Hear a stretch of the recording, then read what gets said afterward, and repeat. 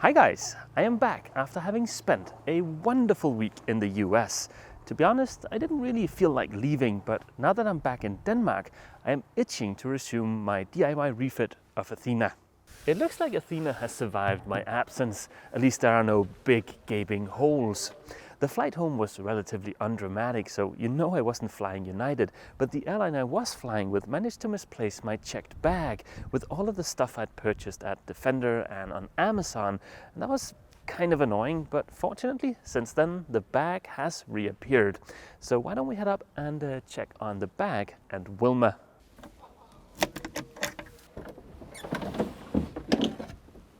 Although spring is officially here, it's still pretty dang cold outside, so I'm certainly glad I've got my little kerosene heater. Here inside the boat, everything looks to be okay. It's just as big of a mess as when I left, and it doesn't look like there's anything missing, so that's good. Wilma, on the other hand, she hardly seems to have noticed my absence. I think we might need some couples counseling. My plan for this video is to show you the spoils from my recent plundering raid to the US. Most of the stuff in here is related to rewiring the AC and the DC here aboard Athena, but there are a few items in there that aren't related to angry pixies, so why don't we take a quick look at all of it. Then for the DIY portion of this video, tomorrow I hope to be able to finish the locker above the chat table, and hopefully that'll make it into the second half of this video. When my bag finally made it to Denmark and I opened it up to check if everything was there, I found this little greeting in here from the TSA. I think they might find it slightly unusual to be flying around with 200 feet of cable, but we'll get back to the cable. The first thing I want to show you is inside of this plastic bag.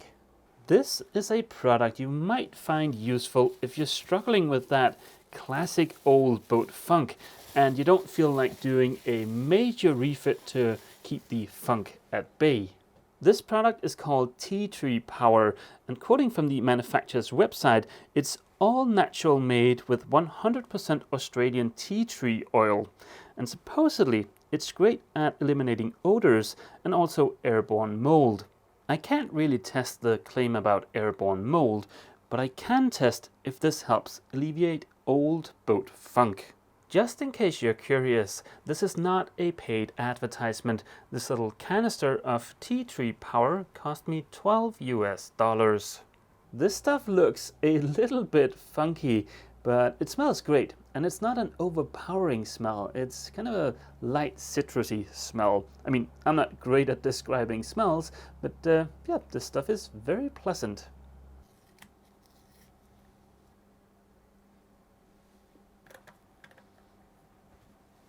Athena doesn't actually smell all that bad anymore. I've painted a lot of the surfaces here inside the boat, and that seems to really help bring down that old boat smell. But I've got a great place to test out this product, and that's the forward head.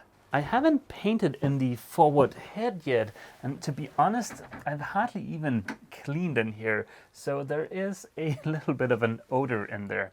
But hey, that just means I've got a great place to test out this product. And my plan is simply just to stick this in here, close the door, and then keep an eye on the odor in here over the next couple of months. There we go. Of course, this is not really going to be a super scientific test because I can't really measure the amount of smell in here, but at least in a couple of months, I should be able to give you my opinion of this product. Next up, let's take a look at the cable I mentioned just a few minutes ago. I picked up 200 feet of cable that I plan on using for the AC here aboard Athena. If I can manage to get these two cardboard boxes out of the bag, I can show you that cable. Needless to say, lugging this around has been a little bit of an inconvenience.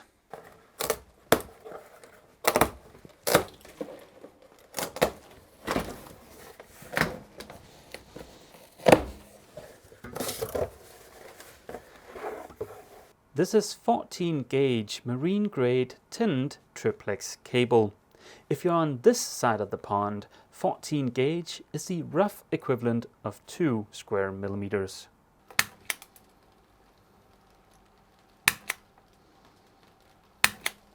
Just to clarify, this cable is specifically designed to be used aboard boats, so it's not a bad choice. It just has a little bit lower specs than this cable. But by going with the cable from Anchor, I was able to get a tin cable with an outer insulator that isn't black like this one, which could easily be confused with the negative on the DC side of things. And like I mentioned, it was almost free. You might be wondering how I got my hands on 200 feet of cable for almost free. Almost free is not really accurate, but the majority of the cost of the new cable was covered by money I made from some Amazon affiliate links I posted when I showed you guys this awesome book.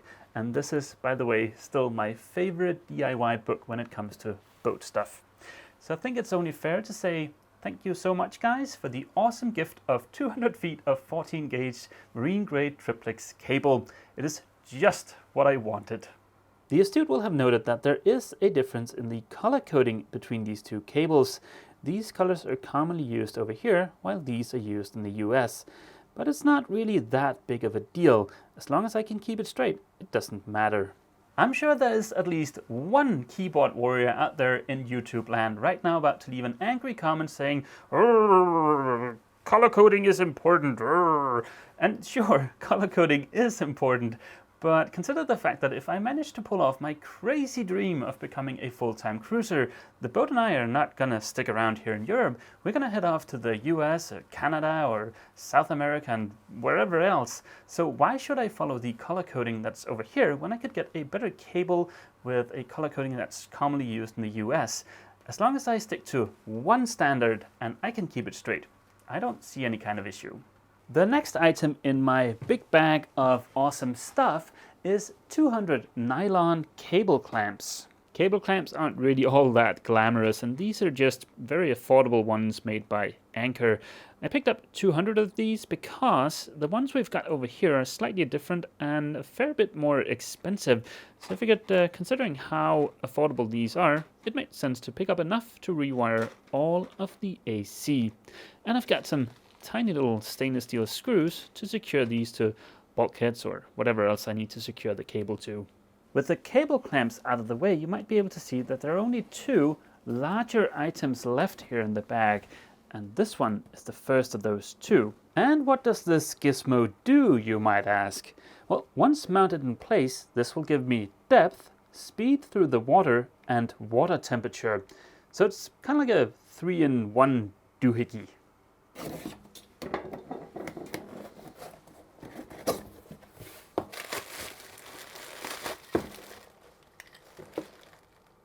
The awesome thing about this smart triducer is the fact that it hooks up directly to the NMEA 2000 network, which means all of the data from this will be available on any smartphone, tablet or computer aboard the boat through the iCommunicate Signal K gateway. But sadly, I won't be able to mount this until I've completed the osmosis treatment of the hull. And that leaves only one larger item left in the bag, and that's this pressure water pump from SureFlow. The old pressure water pump here aboard Athena is still in working order, but I figured it would be nice to have a spare. And from what I saw at the boat show about a month and a half ago, these SureFlow pumps are really quiet. And also, it seemed like a lot of you guys gave this pump a thumbs up when I asked your opinion in an earlier video. So I'm sure this is going to work out great.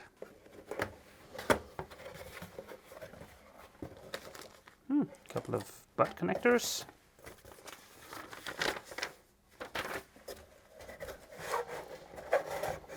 I am oddly excited about testing this new pump. I swear, the older I get, the weirder the things I get excited about. But I'll have to control myself and put this aside until later this summer or perhaps sometime in the fall. So back into the box you go, my little friend. Oh, and I also picked up a small inline strainer for the new pump. But yeah, we'll get back to this in a later video. And that brings us to the very last thing that's left in the bag, which is, well, another bag. Inside of this bag is a bunch of stuff all related to rewiring the DC here aboard Athena. So yeah, let's take a super quick peek inside of this bag.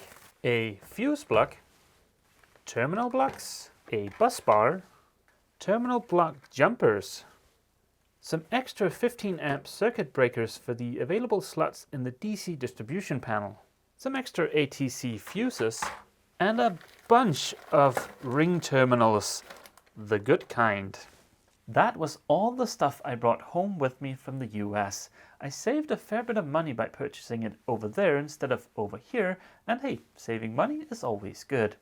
Now I'm going to spend the rest of the day tying up some loose ends and taking care of a bunch of boring stuff here aboard Athena, so I don't want to waste your time with that.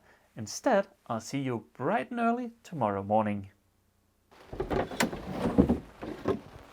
Good morning, guys. It's Saturday morning, or well, morning might be a bit of a stretch. It's actually closer to noon, but never mind.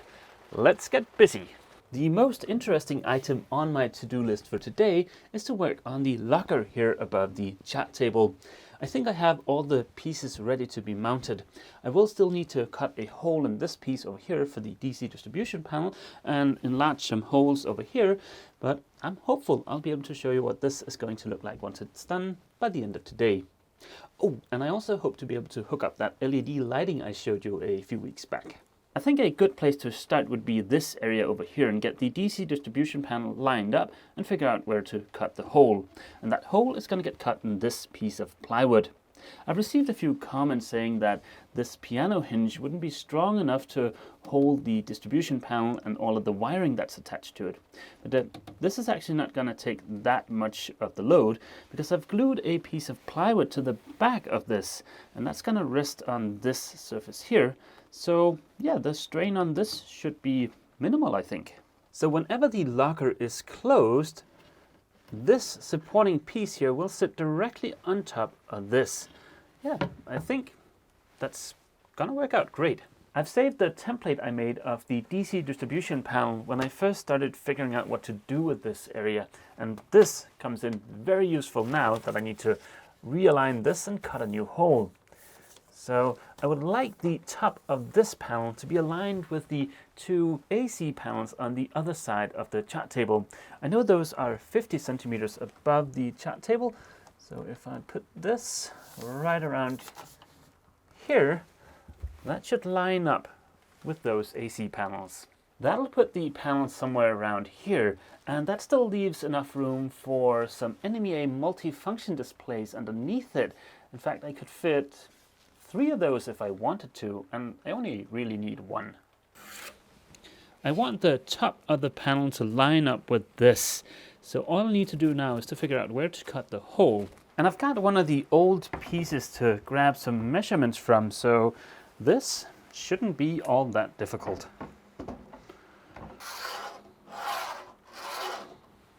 It looks like if I offset the hole by 11 millimeters, that should be perfect. I'm going to cut away most of the excess plywood here and just use the old hole here as a template for the new hole. Now, one of the reasons I got a little bit of a late start today was because I wanted to swing by the hardware store and pick up some of these. These are my absolute favorite jigsaw blades. They're nice and narrow so you can easily do tight corners, and they don't cause any tearing at all.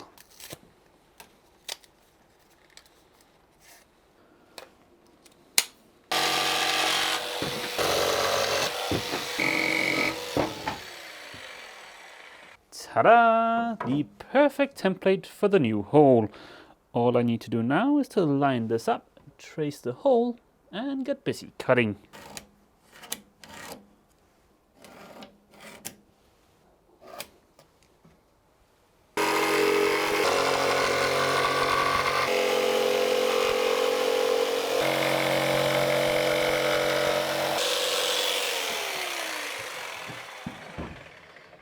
Now let's see if this hole fits.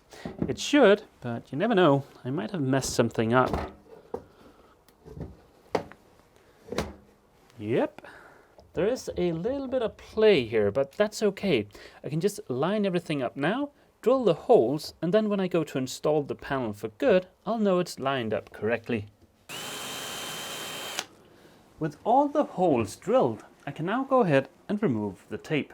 I put the tape on here to protect the surface from the jigsaw and also to have something to draw on. But seeing as we don't need to cut any more holes in this today, I can just remove all of the tape.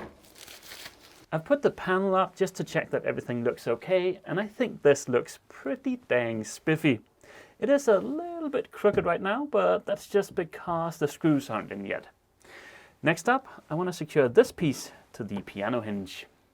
I did a test fit a while back with the piano hinge, so it should just be a matter of putting in the last of the screws.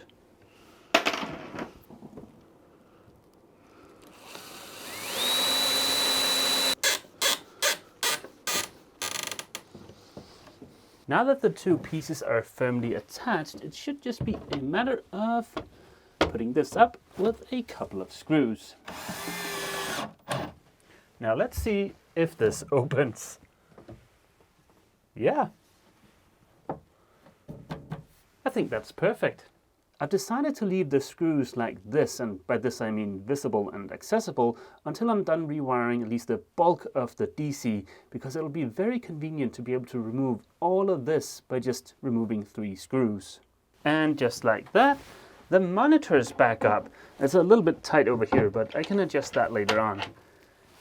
It's starting to look very spiffy. But there's something that would make the chat table look even spiffier. A bit of mood lighting. This looks like it's the remote, and yep, that looks about right. And then this must be the controller. Yeah, well, this is fairly straightforward to hook up. There's a total of 7 wires, and the reason there are 5 wires on the output side over here is because this is an RGB and white LED strip. So basically it has like 4 colors and then the 12 volts. And you do need to be a little bit careful, at least with this cable, because the orientation isn't correct. But yeah, let's get this hooked up. I'm going to hook this up directly to the batteries without a fuse. I know that's a big no-no, but this is just a quick test, and I'll be sure to pull the wires off the batteries before leaving the boat today. It looks like there are some basic pairing instructions for the remote, so let's do that. It says to switch off the power, switch it on again, then within 3 seconds touch the zone you want to program this to. Honestly, I'd much rather not have a remote. Buttons are better than a remote, at least in my eyes. But yeah, this doesn't come with buttons. Let's get this hooked up and see what it looks like. It won't be too difficult to get this to snap into the mounts. I've done a bit of tidying up in here, as you can probably see. I've removed the blanket that covered the chat table to protect the varnish, and I've removed most of the dust up here, just to be able to show you how good this is going to look. The LED strip is in there, so let's turn it on and take a look. So this is the white light, and this is at full tilt, and you can dim it. So all the way down to that, which, well, yeah, you guys can't see that. So something like that maybe. Of course, this also has a full-on disco mode, but that just seems a little fancy to me. So I think I'm gonna stick with either the white light or perhaps the red light. I think the nav station is starting to look pretty dang spiffy. Of course, it helps a lot if you imagine it with a few more instruments up there and maybe some more lighting and maybe some wooden slats on the side of the hull to cover up the insulation I'm gonna put there. But yeah, I'm very satisfied so far. I'm glad I moved the AC panels to the other side of the chat table. I think they look great in their new location. What do you guys think about the new nav station? Let me know down in the comments, and perhaps you've got some suggestions for stuff I could do to make it look even better. It's getting kinda late in the day, so I'm gonna head back to Obelix and take Jörkul for his evening walk. Monday is a holiday here in Denmark, and a buddy of mine is gonna swing by Athena and help me run some of the wiring for the AC, so hopefully next weekend I can show you some AC stuff. But yeah, that's gonna be it for this video. As always, feel free to leave a comment down below, and don't forget, if you've enjoyed this video, remember to leave a like. See you!